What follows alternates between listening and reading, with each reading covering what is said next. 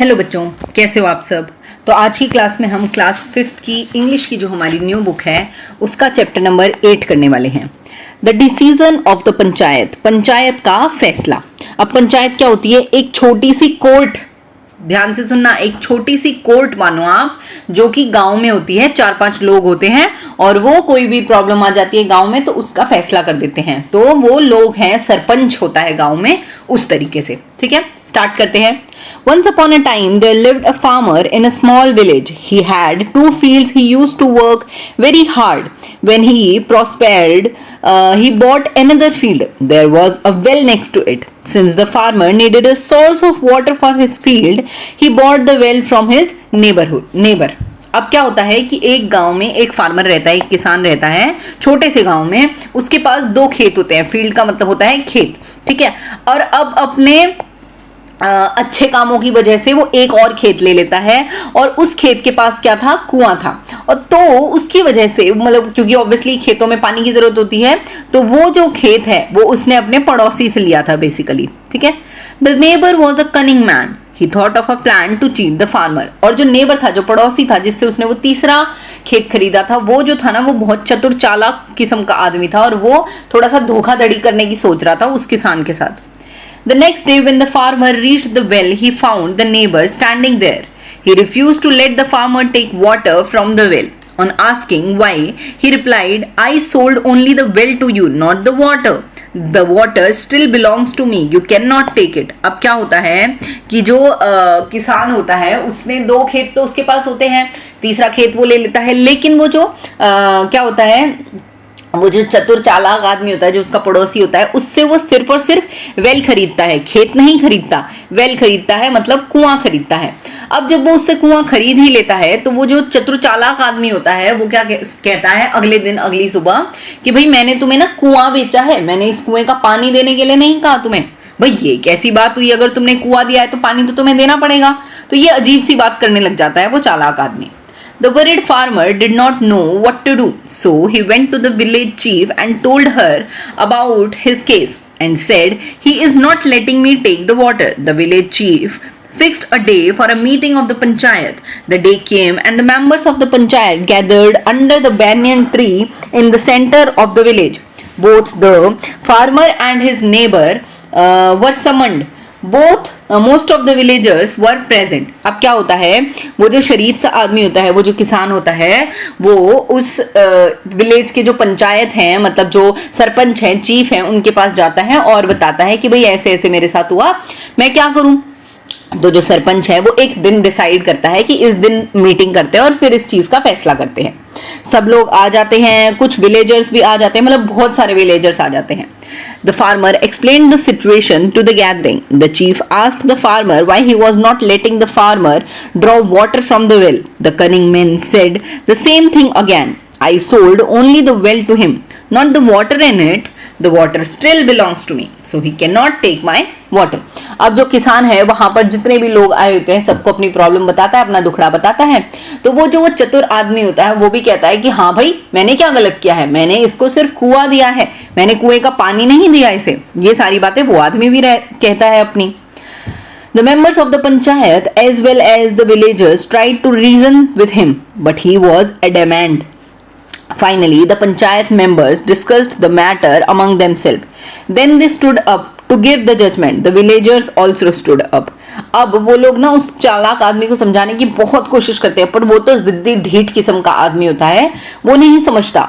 फिर जो पंचायत के लोग हैं वो खुद से ही अपनी बातचीत करते हैं और कुछ फैसला लेते हैं, और जो गांव के लोग हैं वो भी उस फैसले को मान जाते हैं। The village chief began. After hearing both sides, we agree that it is correct to say that only the well was sold. The neighbor gave a satisfied smile. However, continued the village chief, if you have not sold the water and the water is yours, then you have no business keeping your water in his well. Remove the water or use it all up immediately. If not, the water will belong to the owner of the well.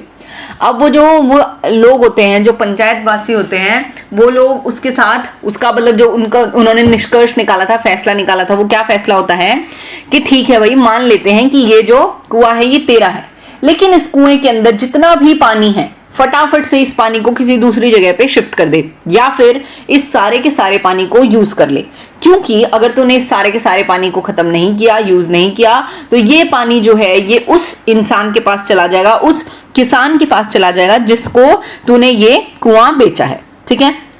The farmer was relieved and gave a shout of the joy. The cunning neighbor realized the cheating will not lead anywhere.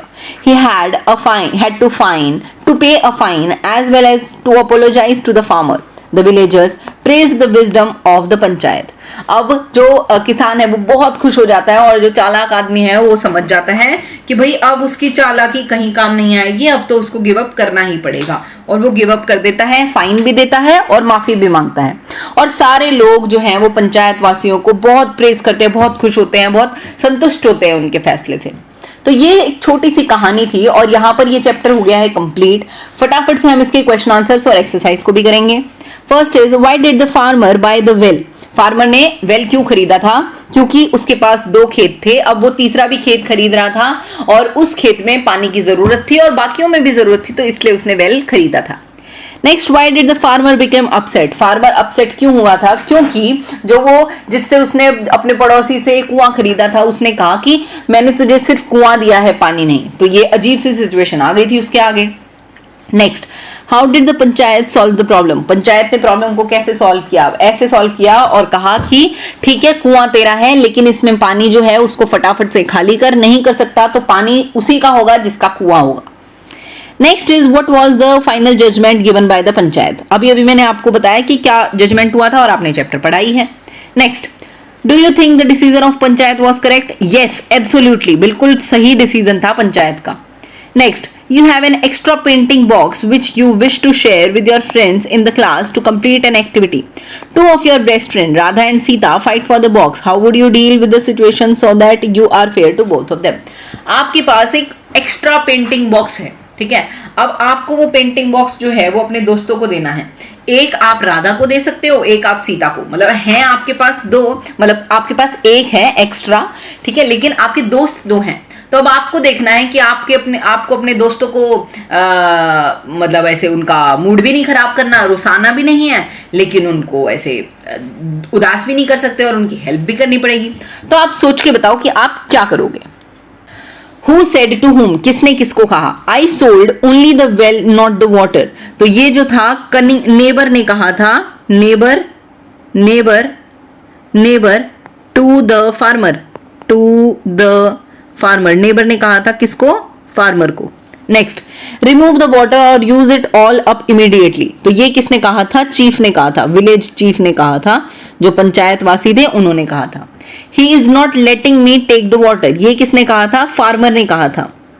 Farmer to panchayat या फिर village chief, ठीक है। चलो आगे चलते हैं, आपको इनका मतलब बताना है कि कौन सा किसका मतलब है। तो प्रॉस्पर्ड का मतलब हमारे पास क्या होगा? सक्सेसफुल। प्रॉस्पर्ड का मतलब यहाँ पर सक्सेसफुल कहाँ पर दिख रहा है भाई? टू ग्रो वेल्दी, हाँ, तो ये यहाँ पर आ जाएगा टू ग्रो वेल्दी। कनिंग का मतलब होता है क्लेवर, ट्रिक, ठीक है। नेक्स्ट इज वरिड का मतलब होता है अपसेट होना। समन का मतलब होना है एक जगह पर, एक पर्टिकुलर प्लेस पर पहुंच जाना। एडमेंट का मतलब होता है जो अपना माइंड चेंज नहीं करता, और जजमेंट का मतलब होता है जो डिसीजन लिया जाता है बाय अ ग्रुप, ठीक है। चलो अब आपको ये फिलिप्स को फिल करना है, फटाफट से कर लेते हैं। The farmer went to the village chief to explain his problem. Next is the neighbour was standing dash the well blocking the way. Standing near preposition can be used more than once, हाँ तो कोई बात नहीं। In at by after before, तो the neighbour was standing before the well blocking the way. The villagers tried to reason dash the cunning man. The villagers tried to reason with the cunning man. Next is the decision was made dash careful consideration. The decision was made dash careful consideration of both sides.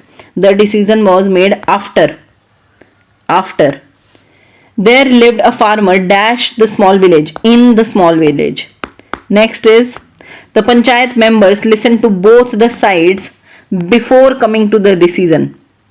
Next, the villagers gathered the panchayat under the banyan tree. Next, the neighbor was punished dash his honesty for his dishonesty. The chief listened carefully to both the farmers and the neighbor. The villagers agreed to meet dash a later time to discuss the issue. By a later time, the farmer decided to buy a well dash buying his before buying his third field. या फिर for buying, for नहीं आ सकता यहाँ पर, ठीक है। चलो तो ये हो गया है कंप्लीट। अब आप इसको करेक्ट ऑर्डर में अरेंज करोगे इस वाले पार्ट को, सी वाले सेक्शन को। Sam sat by a small stream to rest and enjoy the peaceful sound of the water. Sam felt grateful for the time he spent in nature. Sam decided to go for a walk in the forest near his house. Sam walked along the narrow path, listening to the sound of birds chirping and leaves rustling. After rustling, Sam continued his walk, feeling refreshed. तो first पे ये आएगा, second पे ये, third पे ये 5 पे, और यहाँ पर हो जाएगा 4, ठीक है। चलो नेक्स्ट हमारे पास क्या है, एक छोटी सी पिक्चर है, इससे कहानी देखना। देखो क्या कर रहा है, ये बच्चा खेल रहा है आराम से, इधर पापा कुछ काम कर रहे हैं, मम्मा कुछ काम कर रही है। अब एकदम से नारियल नीचे गिर जाता है बच्चे के ऊपर, ठीक है, और ये दोनों देखते हैं। अब जैसे ही ये नीचे गिरा तो ये अंदर दिखाता है अपने पड़ोसियों को और अंदर की तरफ भाग जाता है। तो आपको क्या लगता है कि अंदर जाके उसने क्या किया होगा? आप ये डिस्कशन करो अपनी क्लास के अंदर।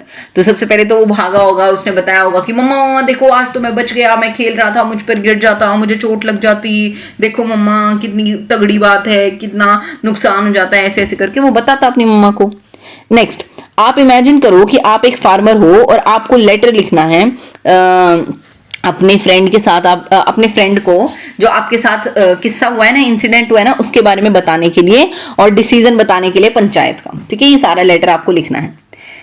नेक्स्ट इज, आप लेस जब जोड़ोगे किसी भी शब्द के अंदर, किसी भी वर्ड के अंदर, तो एक नया वर्ड बन जाएगा। तो यहां पर क्या बन जाएगा? Useless, useless. Next is careless. Next hopeless. Next is fearless. उसके बाद बन जाएगा कलरलेस, ठीक है। तो ये हमारे पास नए वर्ड्स बन गए। आगे चलते हैं। आगे एक छोटी सी पैराग्राफ दे रखा है और उससे जुड़े हुए कुछ पैसेज के क्वेश्चंस पूछ रखे हैं। अब ये मैं बिल्कुल नहीं करूंगी, ये आपको खुद से करने पड़ेंगे, क्योंकि आपने पेपर में भी करते हो ना, आप अपने एग्जाम्स में भी करते हो। तो एक यहाँ पर है और एक और पैराग्राफ है यहाँ पर भी, नीम ट्री, इसको भी आपको खुद से करना है, ठीक। तो यहाँ पर ये वाला जो चैप्टर है ये हो गया है कंप्लीट। अब मैं मिलूंगी आपसे नई वाली क्लास में, तब तक आप चैनल को ऐसे ही प्यार देते रहना, लाइक शेयर सब्सक्राइब करते रहना मेरे प्यारे बच्चों। Bye bye.